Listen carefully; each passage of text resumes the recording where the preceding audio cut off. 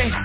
You can ask around now, say the same thing. They chasing the fame, they all want the name, but they ain't got what's running through these veins. Say I walk like a king, talk like a king. You can ask around now, say the same thing. They chasing the fame, they all want the name, but they ain't got what's running through these veins. Make way for the king.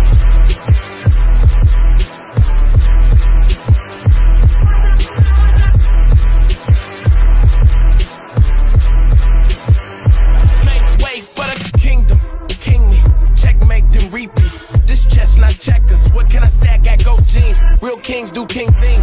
Live like one, breathe like one, killing shit by any means. Everybody can't lead like one, nah. Is it really me? Gotta check and see my legacy like royalty, and I act like it. If you know, better act like it. Look at me now, you can't hold me down. So give me the crown. They say I walk like a king, talk like a king. You can act around now, say the same thing. They chasing the fame, they all want the name, but they ain't got what's running through these veins. Say I walk like a king, talk like a king. You can act around now, say the same thing. They chasing the fame, they got want the name, but they ain't got what's running through these veins. Make way for the king.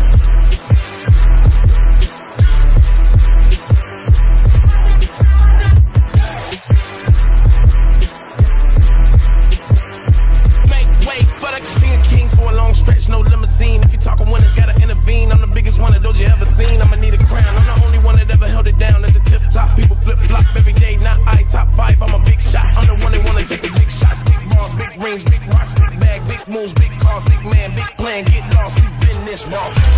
Look at me now, you can't hold me down. So give me the crown. It must be a thing, it must be the poise that silence the noise. It must be the heart that sets me apart. It must be the game that gave me the name. It must be the truth, I could be the proof. It could be the chain, it might be the shoes. They watching my moves, they chasing the fame, but they ain't got what's running through these veins. Make way for the king.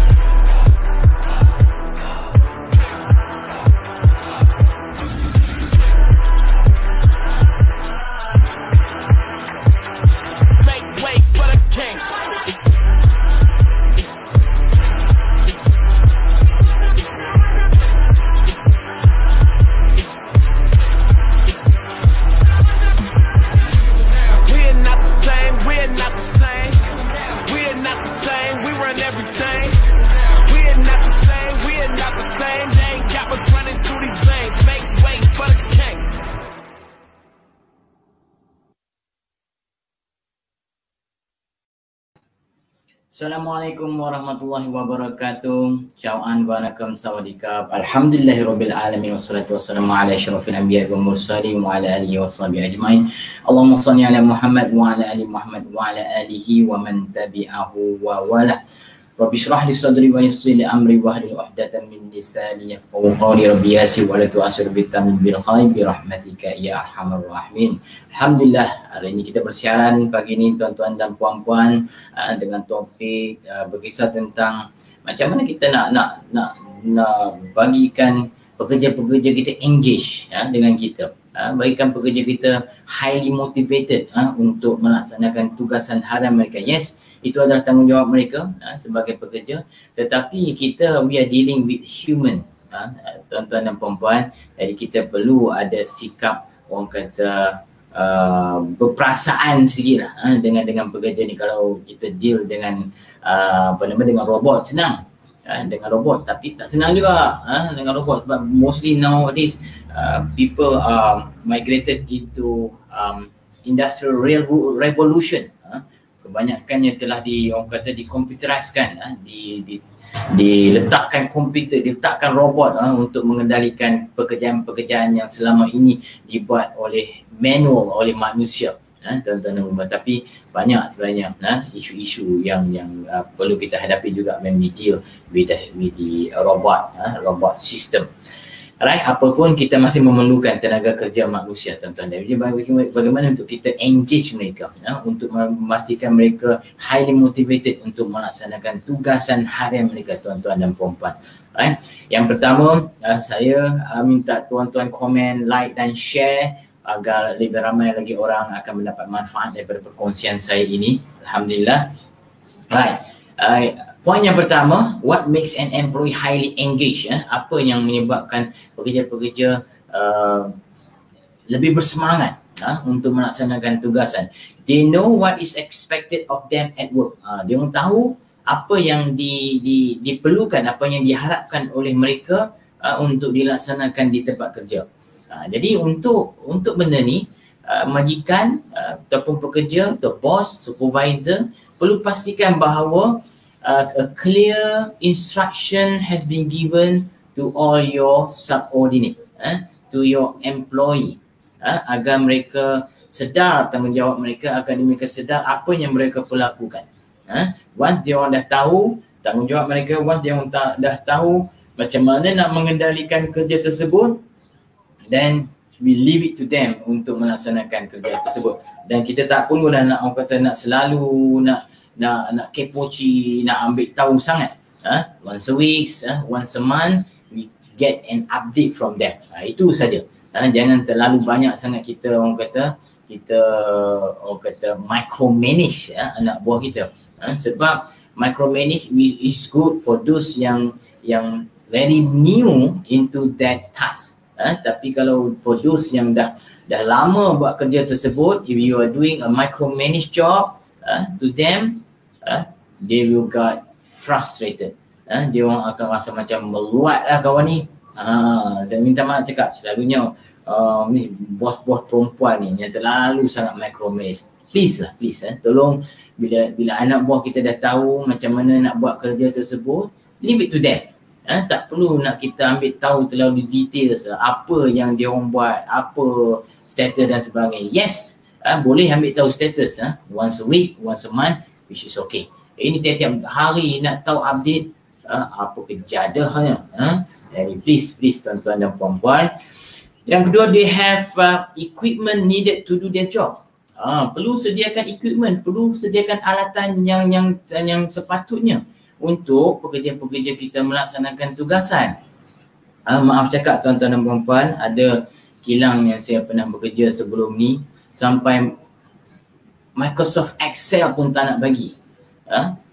Bagi yang kata version-version yang tak ketahuan, yang menyebabkan terpaksa para pekerja-pekerja tu nak orang kata relearn ilmu-ilmu tu untuk orang kata equip dengan apa yang ada pada masa tersebut. Microsoft Excel, bayangkan Microsoft Office pun kemuk nak bagi, macam mana pekerja-pekerja nak melaksanakan tugasan tuan-tuan dan puan-puan. Sampai second monitor saja. I mean laptop for the officer is a must. And then second monitor will be good for all employee. Sampai satu masa saya minta, tak bagi juga. Okey lah, saya bawa daripada rumah monitor saya untuk kita buat kerja sendiri. Bayangkan kita nak sebagai bos, sebagai manager, saya juga banyak juga administration yang perlu saya buat. Tapi sayang juga tengok anak-anak buah yang untuk buat administration tu langsung tak ada second monitor. Saya tak tahu macam mana dia berhadapan dalam situasi tersebut. Saya dalam tempoh sebulan dua saya bekerja pun saya dah jadi rimah dah kalau bila tak ada second monitor ni. Sebab kita bila ada second monitor ni memudahkan kerja kita untuk melaksanakan administration. Satu monitor untuk reference, satu monitor untuk kita buat catatan dan sebagainya. So itu keperluannya. Dan mungkin satu monitor untuk kita buat live, satu monitor lagi untuk kita buat administration. Sampai macam tu pun dia orang tak boleh nak fikir, saya tak tahu. Okay, so tolong sediakan equipment yang sebaiknya. For those yang working in maintenance, most probably will be their toolbox yang lengkap dengan screwdriver, dengan spanner, plier dan sebagainya. Don't expect people to buy on their own. Tuan-tuan dan puan-puan, please look into all these item. They are able to do their best every day. Okay, bila semua benda ni diberikan, equipment telah disediakan, tugasan telah jelas diperkatakan, they are willing to do the best in their work. kita perlu berbaik sangka tuan-tuan dan puan-puan. Semua manusia dalam dunia ni kita perlu berbaik sangka di mana tak ada lagi manusia yang datang kerja nak buat perkara buruk. Tak ada lagi manusia yang datang kerja, hari ni aku nak pergi melingkup mesin kat situ, hari ni aku nak pergi rosak mesin kat sini, hari ni aku tak mau buat kerja. Tak ada lah tuan-tuan dan puan-puan. Melainkan memang jiwa dia dah orang kata terguris, jiwa dia dah patah, jiwa dah putus harapan, membuatkan dia rasa down sangat datang kerja. Some people even dragging their leg untuk datang kerja. Bangun pagi tu tersedar saja, Allahuakbar, kita berapa dah pukul 6, Allah nak pergi kerja, rasa malas, rasa sakit jiwa, jantung ni dudak. Kenapa tuan-tuan dan puan-puan?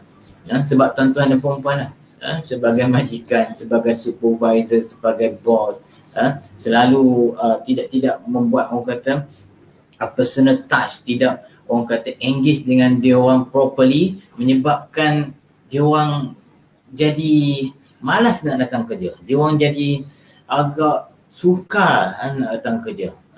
Bila fikir nak datang kerja tu satu perkara yang agak berat bagi mereka. Sebab apa? Meluat nak tengok muka tuan-tuan dan puan-puan, meluat nak tengok muka supervisor, muka manager, muka bos tuan-tuan. Tapi tuan-tuan puan-puan bagus. Yang mana yang lihat video saya ni semua bagus-bagus. Orang yang bagus-bagus sebenarnya. Yang tak dengar video saya ni, yang tak tengok video saya, itu yang tak boleh pakai tuan-tuan dan puan-puan. Jadi tolonglah tuan-tuan dan puan-puan. Kita lahirkan pekerja-pekerja, anak-anak buah yang happy, yang pagi-pagi bangun-bangun tu rasa seronok nak datang kerja. Tak sabarlah. Pukul 5 pagi terjaga, pukul 5 pagi bangun terus nak pergi kerja. Yang tu yang kita nak tuan-tuan. Kita tak nak melahirkan pekerja-pekerja yang dragging their leg untuk datang kerja sebab apa? Malas nak tengok muka tuan-tuan, puan-puan. So please, seterusnya, their colleagues are committed to quality work. Bila anda dapat melahirkan pekerja yang hebat, pekerja-pekerja tersebut juga mampu melahirkan kawan-kawan, rakan-rakan tahunan yang terbaik juga, yang nak menyumbang untuk menghasilkan produk yang berkualiti, yang menyumbang untuk menghasilkan yield ataupun quality improvement kepada syarikat. Itu yang kita nak. Ini yang selalu yang dihadapi oleh oleh kita sebagai majikan. Susah sangatlah nak pastikan produk kita dapat dikeluarkan, produk-produk yang berkualiti. Sebab apa? Sebab pekerja tak ada hati, dan perasaan untuk bekerja. Sebab kerja meluat dengan tuan-tuan dan perempuan, jadi dia sabotaj. Dia sabotaj mesin, dia sabotaj segala dokumen-dokumen yang ada, dia sabotaj komputer sistem yang ada. Inilah isu-isu yang berlaku yang kita hadapi tuan-tuan dan perempuan. Saya berkecimpung dalam hal ini dah 20 tahun tuan-tuan dan perempuan. Their opinions count at work. Idea mereka diterima pakai, idea mereka dihormati, diterima oleh syarikat. Ini yang kita perlu pupuk tuan-tuan. Tapi selalunya agak susah lah tuan-tuan dan perempuan. Selalunya bila syarikat nak melaksanakan aktiviti ini, banyak syarikat yang buat suggestion box, dia letak kat kafe dan sebagainya. Last apa yang ada dalam tu, coklat hack, plastik sampah saya penuh dalam tu. Kalau ada pun sampul-sampul tu masuk ke dalam tu, menyumpah seranah dari syarikat. Apa ni bonus tak ada, pasal apa? Company buat untung berjuta-juta, berbilion-bilion, tapi tak nak bagi bonus kat kami tak puas hati, kami akan laporkan kepada Jabatan Buruh. Macam-macam lah sumpah seranah yang dikeluarkan, yang dilafazkan oleh pekerja-pekerja. Sebab apa? Sebab suggestion box is not work. Suggestion box not necessary to be there tuan-tuan dan puan-puan. Sepatutnya bila anda sebagai majikan, anda sebagai bos, anda sebagai supervisor, anda adalah front line untuk dapatkan informasi, untuk mendapatkan khidmat nasihat, untuk dapatkan pandangan direct daripada pekerja-pekerja. Dapatkan pandangan, komen ataupun improvement direct daripada pekerja-pekerja. Selalu kita terpaksa sampai nak orang kata nak promosi suggestion board, promosi, your opinions is important to us dan macam-macam. End up tak jadi pun. Tak ada siapa nak bagi cadangan. Sebab apa? Sebab it doesn't work. Like I said, as managers, as supervisors, as people managers, you are the one who are meeting with your people. Kenapa pekerja-pekerja anda tidak mahu nak berikan idea kepada anda? Sebab anda mangkap. Sebab anda tak boleh dipercayai. Sebab anda tidak be transparent to them. Apa yang berlaku kepada idea-idea tersebut, apa yang berlaku kepada komen-komen tersebut. Dan selalunya bila idea diberikan, anda cantah, anda sangkal, anda orang kata, anda even humiliate pekerja-pekerja tersebut. Apa punya idea dah you bagi ni? Shut up. Next idea. Oh, that kind of thing. Kalau you buat, memang tak akan dapat idea lah, tuan-tuan dan puan-puan. Tak pernah langsung nak duduk semeja dengan anak-anak buah, bermakan-makan, bercakap-cakap santai. Tiba-tiba, okey, hari ni kita nak ada tugasan ni, kita ada satu perbincangan yang penting ni. Jadi saya nakkan idea daripada anda. Keraslah tuan-tuan puan-puan, memang tak akan bagi idea pun. Sebab apa? Tiba-tiba saja nak buat mesyuarat, nak mendapatkan idea. Lepas tu dapat idea pula, the credit belongs to you, it's not to them. Itu salah satu perangai huluh people managers. Ini yang membuatkan the suggestion box is not works, it's not functioning. Your opinions is important. Tak ada lah tuan-tuan dan puan-puan. That's why kita perlu promotekan, as a people manager juga to promote this culture di mana you menggalakkan pekerja-pekerja anda, berikan ruang untuk mereka mengemukakan idea, berikan ruang untuk mereka membangun dalam organisasi, then they will give a better suggestion, a better opinion kepada anda sebagai majikan. They view their job as important to the company. Bila dia orang, kita perlu perjelaskan kepada mereka apakah tanggungjawab mereka sebagai pekerja di syarikat. Of course, anda juga ada tanggungjawab anda sebagai pekerja juga. Kita semua adalah pekerja di dalam sebuah organisasi. Jadi kita perlu pastikan bahawa semua orang dalam organisasi memahami apa tanggungjawab mereka dan apakah tugasan mereka yang memberikan contribution yang besar kepada syarikat.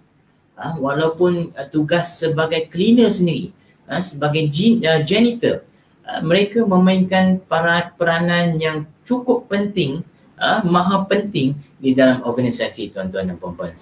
That's why kita namakan organisasi. Organisasi ni tidak akan wujud tanpa adanya fungsi-fungsi yang tersedia ada di dalam organisasi.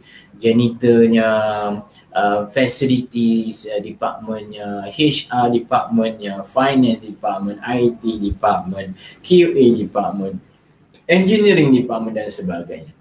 Semua ni perlu memainkan peranan masing-masing untuk memastikan organisasi ini maju dan berjaya. Saya katakan janitor. Janitor kalau dia tak buat kerja dia, kalau dia tak cuci bilik air elok-elok, satu masa kita nak pergi buang air, kita nak pergi buang air kecil, air besar, jenuh tahan tuan-tuan dan perempuan.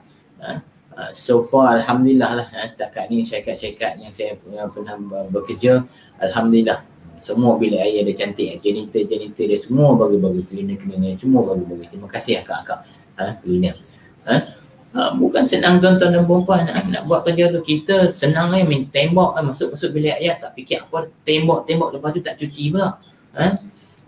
Inilah tugasan akak-akak kita, abang-abang cleaner kita. Mereka pula sepasal nak cuci.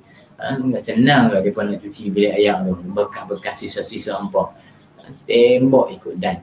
Ini perangai-perangai orang kata mentality jamban. Tuan-tuan, kalau ada masa tuan-tuan tengok baca buku ni. Mentality jamban. Bagus buku ni. Ini cerita berkenaan dengan budaya orang kita, orang Malaysia, tuan-tuan dan puan-puan. Budaya kita yang asasnya adalah, tunjangnya adalah Islam, tetapi dari segi kebersihan kita tidak mencerminkan Islam tersebut. Minta maaf cakap tuan-tuan dan puan-puan. Betul juga kata kawan-kawan saya ni, kawan-kawan rapat saya. Ustaz-ustaz ni bila buat ceramah-ceramah di masjid, di surau, di mana-mana lah, tak ada pula menyentuh tentang cerita ciri-ciri kebersihan, tentang cerita tentang kebersihan bilik air dan sebagainya. Cerita tentang benda lain, tapi tak mengkhususkan bercerita tentang kebersihan ni, tuan-tuan dan puan-puan. Dan itu sebabnya kenapa kita dekat Malaysia ni tak boleh jadi macam Jepun. Jepun tong sampah sendiri, sampah dalam tong tu pun bersih, tuan-tuan. Dia bukan ikut dan dia lempar sampai ulat kecil-kecil ulat punya besar-besar macam tu. Tak ada, tuan-tuan. Ini yang mentaliti jampan kita nak cerita. Minta maaf cakap, masjid sampai pergi bilik air masjid, sampai nak luruh hidung. Tuan-tuan dan puan-puan, macam mana kita nak cerita tentang kebersihan, macam mana kita nak cerita tentang Islam kalau kita tak mampu menyediakan satu fasilitis bilik air yang terbaik kepada siapa pun lah, kepada Muslim lah, tapi kadang-kadang ada juga non-Muslim yang pergi ke bilik air dekat masjid, tuan-tuan dan puan-puan. Bayangkan di mana kita nak letak air muka kita kepada non-Muslim bila masuk bilik air masjid kita. Allahu Akbar. Kadang-kadang sampai kok jamban pecah. Apa yang dia tembak saya pun tak tahulah, tuan-tuan dan puan-puan. Ini kita perlu fikir-fikirkan dan tolong ambil perhatian. Cuba baca buku Mentaliti Jamban. Ini cerita perihal tentang budaya buruk tentang kebersihan orang Malaysia ni, tuan-tuan dan puan-puan. Alright, yang seterusnya, their manager cares about them. Their managers cares about them, tuan-tuan. Macam mana kita nak menunjukkan kita punya kasih sayang, kita punya keprihatinan kita kepada pekerja-pekerja. Of course, kita kena sentiasa ada sesi-sesi dengan pekerja-pekerja kita lah. One-on-one session again. One-on-one session is very, very important, tuan-tuan dan puan-puan. Banyak kali bila saya bertanya kepada manager, kepada supervisor, you all ada buat one-on-one tak? One-on-one tu apa? One-on-one lah, satu-satu. You dengan pekerja you, seorang one by one. Selalu tu buat weekly meeting lah, daily meeting, ramai-ramai tu. Itu dalam daily meeting ramai-ramai. Itu meeting tentang apa? Tentang projek, tentang update, operation dan sebagainya. Ini one on one ni, antara you dengan anak buah you. Segan lah. Lama aku ni dah berkahwin. Ada anak-anak buah perempuan tu comel loteng pula tak kahwin lagi. Geram kat tengok. Saat ni timbul fitnah pula. Tak boleh, tuan-tuan dan puan-puan. Kita sebagai majikan ni kena ada one on one. Sekurangnya once a month or 2 months one kena ada one on one. Of course, group discussion tu, meeting weekly, daily tu, itu bercerita tentang progress update tentang syarikat. One on one ni lebih kepada pembangunan diri pekerja kita. Kita nak tahu sedikit tentang apa isu dia, kita nak tahu apa matlamat dia untuk bekerja, kita nak tahu apa bantuan yang diperlukan untuk dia membangun dalam karier dia. Itu yang kita perbincangkan dalam one on one, tuan-tuan. Kalau takut nak having one on one, jangan jadi bos, tuan-tuan dan puan-puan. Saya ada di syarikat saya sebelum ni director Tuan Faiz, sampai dia boleh buat one on one sampai ke bawah tu, sampai ke technician, tuan-tuan dan puan-puan. Hebat dia. Dia pastikan, dia kata sampai ke technician level tu at least once a year dia akan ada one on one. So bayangkan kalau sampai level director tu boleh spend time untuk having one on one session, apa perasaan pekerja tersebut? Of course dia akan rasa bangga lah. Alhamdulillah, aku rasa bangga hari ni dapat bercakap dengan director.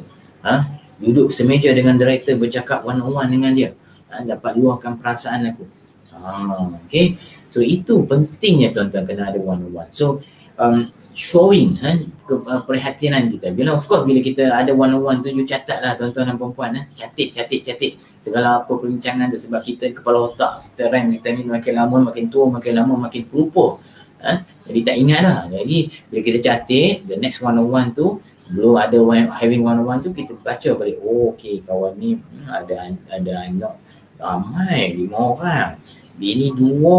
Okay, dia cita-cita nak naik pangkat, nak jadi senior technician. Okay, alright. So proceed with your next one on one session. baru ada continuity. Ini sembang saja pun tak kenal juga tuan-tuan. Sembang, merabang, habis. Next session, sembang dia, bos aku ni, aku dah cerita dah, aku beritahu dah yang aku kata nak pergi training sekian-sekian, tapi dia ni tak ingat yang sembang apa. Memang mohong one-on-one ni, pemohong cerita apa tau. Jadi kita kena pastikan bahawa one-on-one tu very effective. Kita kena pastikan one-on-one tu ada orang kata ada fungsinya, and important, tuan-tuan dan puan-puan. Seterusnya, they have a best friend at work.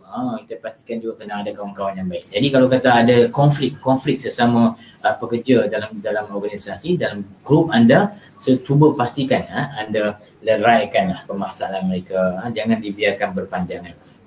It's just orang kata masalah salah faham itu sebenarnya tuan-tuan dan puan-puan. So they have opportunity to learn and grow. Okay. Setiap pekerja dalam syarikat, tugas tanggungjawab sebagai majikan, people managers, salah satunya adalah the growth of your people, pembangunan anak buah anda. Itu salah satunya. Jangan ingat tugas sebagai manager ni kerja dia nak keluarkan output saja, nak penuhkan objektif ataupun goal saja. One of the goal adalah membangunkan anak buah anda, so that one day anda akan ada successor among them untuk menggantikan tempat anda. Habis aku nak pergi mana? Jangan risaulah tuan-tuan, bila kita dah ada orang-orang yang hebat di kalangan di sekeliling kita, insya-Allah kita akan terus membangun dan terus membangun tuan-tuan dan puan-puan. Jadi salah satu tanggungjawab sebagai people manager, terima kasih kepada yang sedang menonton, like, comment and share. Kalau ada apa-apa persoalan boleh letakkan di ruang komen, saya menjawab. Terima kasih tuan-tuan dan puan-puan yang komen dan share agar lebih ramai lagi orang yang bermanfaat daripada perkongsian ini. So berikan peluang untuk mereka membangun. Payah bukan senang training mahal-mahal tu. Dia ni dah lah mangkak bahasa Inggeris pun tak tahu kenapa perlu bahasa Inggeris tuan-tuan dan puan-puan. Ni kadang satu mangkak juga. Ada saya terima komen daripada WhatsApp group, daripada group training manager saya. Saya ada WhatsApp group training manager. Walaupun saya dah tak jadi training manager dah, tapi saya masih dalam grup tu sebab saya yang orang kata pioneer dalam membangunkan grup WhatsApp group. Kami banyak perkongsian tentang kerja-kerja rutin kami lah dalam training ni, dalam grup tersebut. Jadi dia orang tanya, ada tak trainer-trainer kat luar sana yang boleh mengenalikan training bahasa Inggeris, training bahasa Inggeris kepada operator? Saya fikir kena buat apa lah training bahasa Inggeris kat operator ni. Even training bahasa Inggeris kat supervisor pun saya tak setuju tuan-tuan dan puan-puan. Sebab apa? Tadika kita belajar berapa tahun? Mungkin setahun, mungkin 2 tahun. Sekolah rendah kita belajar 6 tahun. Ada masuk sekolah menengah kita belajar lagi. Kemudian ada yang masuk universiti, ada yang masuk form 6 dan sebagainya. Tu pun kita tak kukuh lagi kita punya English conversation. Apa yang nak diharapkan dengan training 2 hari, 3 hari, 5 hari, 10 hari English conversation? Memang kerah lah tuan-tuan dan puan-puan. Tapi saya tak salahkan dia lah. Ini selalunya yang orang kata yang diharapkan oleh organisasi lah, oleh management yang mangkak, yang haram memang mangkak lah tuan-tuan dan puan-puan. Kenapa yang kita nak kalut sangat tentang bahasa Inggeris pun saya tak tahu tuan-tuan dan puan-puan. Saya ada attend satu meeting berapa tahun 10 tahun yang lalu mungkin. Alhamdulillah mungkin 10 tahun yang lalu. Di mana meeting tu dihadiri oleh wakil-wakil organisasi dan juga wakil-wakil daripada Education Institute tuan-tuan dan puan-puan.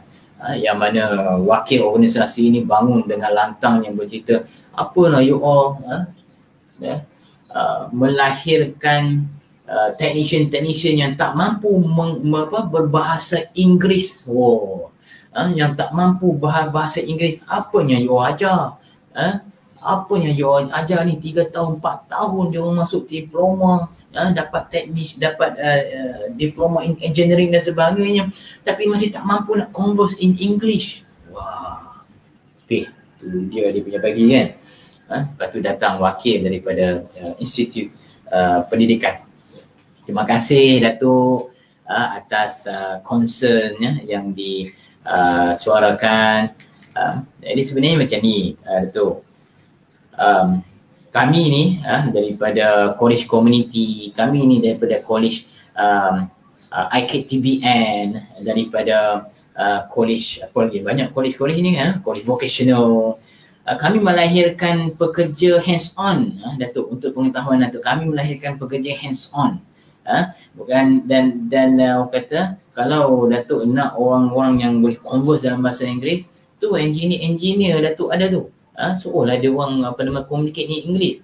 Dia orang ni suruh dia orang buat kerja ya Datuk. Apa masalahnya? Apa masalahnya dengan bahasa Inggeris ni tuan-tuan dan puan-puan dekat Malaysia ni? Terlalu hadap sangat, saya pun tak tahu apa masalahnya.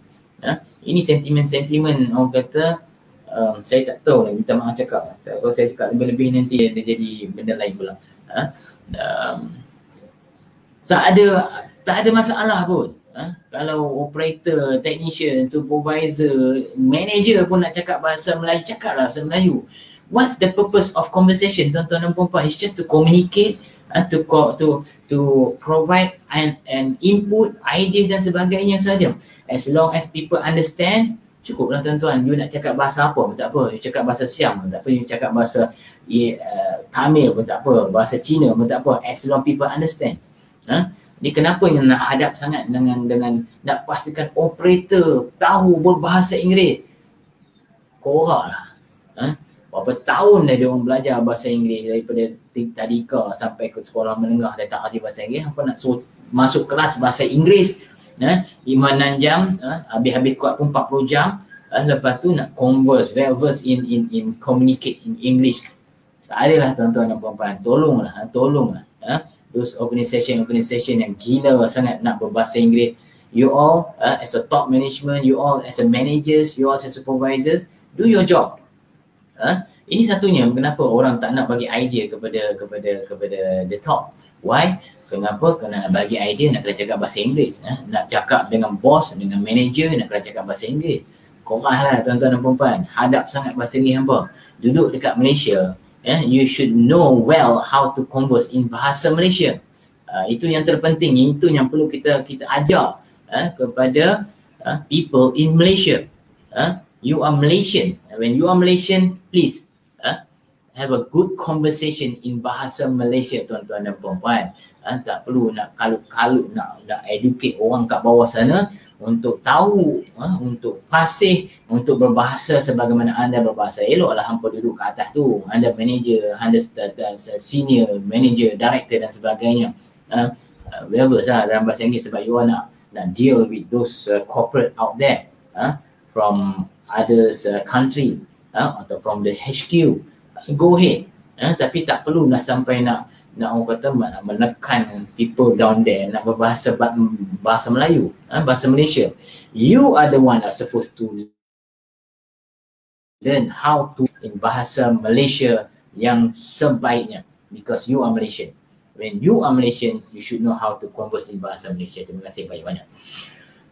They have opportunity to learn. They have been praised recently. Kita sebagai people manager, kita perlu berikan orang kata dorongan, berikan sokongan, berikan orang kata praise dia orang whenever they are doing well.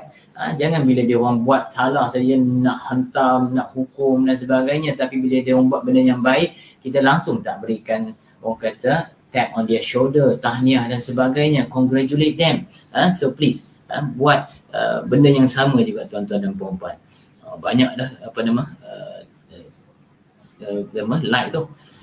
They have been praised and then someone encourage their development. So itu sebagai majikan, sebagai people manager, kita kena encourage pekerja-pekerja kita untuk develop themselves. Banyak sebenarnya cabang-cabang pembangunan di dalam syarikat, not necessary untuk attend training or formal training, tuan-tuan dan puan-puan. Banyak sebenarnya. Someone has talked about their progress. So ini adalah tugas dan tanggungjawab sebagai majikan, sebagai people manager. So bila kita ada benda ni, all this input, all this point have been taken seriously, maknanya pekerja-pekerja kita akan menjadi lebih baik, well engaged in the organisation and provide a better output, a better outcome, a better result, a better yield in the organisation. That's all. Setakat itu saja perkongsian saya pada hari ini. Jam pun dah berapa dah? Oh, pukul 10 dah. Saya nak kena pergi kerja dah. Masuk kerja tuan-tuan dan puan-puan. Terima kasih banyak-banyak di atas perhatian anda. Ca'an Vanakkam Sawadikap. Assalamualaikum warahmatullahi wabarakatuh.